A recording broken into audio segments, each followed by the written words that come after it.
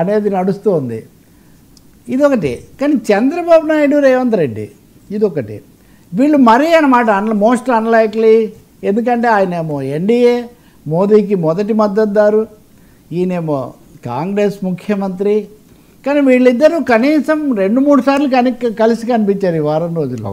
కార్యక్రమాలు అంటారు, ఏవో కార్యక్రమాలు ఉంటాయి, మీరు నన్ను చేయాలనుకుంటే ఏదో ఒకటి ఉంటుంది కదా.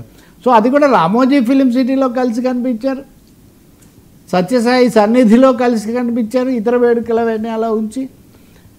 కాబట్టి ప్రతి చోట కూడా వాళ్ళు రాజకీయంగా కాకపోయినా వ్యక్తిగతంగా చాలా సన్నిహితంగా ఉండటం, వాళ్ళు ఒకరినొకరు అభినందించుకునే విధంగా మాట్లాడడం, ఒకరి పనులు ఇంకొకరు స్వీకరించి బాగుందని చెప్పడం. ఆఖరికి సత్యసాయి బాబాది కూడా నిన్న రేవంత్ రెడ్డి మేము శత జయంతి అనేది మేము కూడా ప్రారంభిస్తాం తెలంగాణలోనే ఆయన చెప్పేశారు. దుద్దిల్ల శ్రీధర్ బాబు కూడా దాన్ని ఎలా ఉండాలో ఏంటో ఆయన చెప్తూ ఉన్నారు.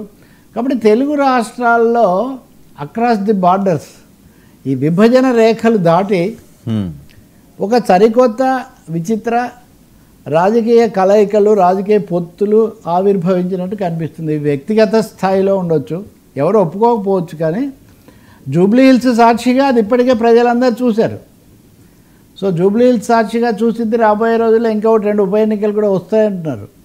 సో వీటన్నిటిలో కూడా తెలుగుదేశం, చంద్రబాబు నాయుడు ఆశీస్సులు ఎవరితో ఉంటాయి అన్నది ఒకటైతే, రాజకీయంగా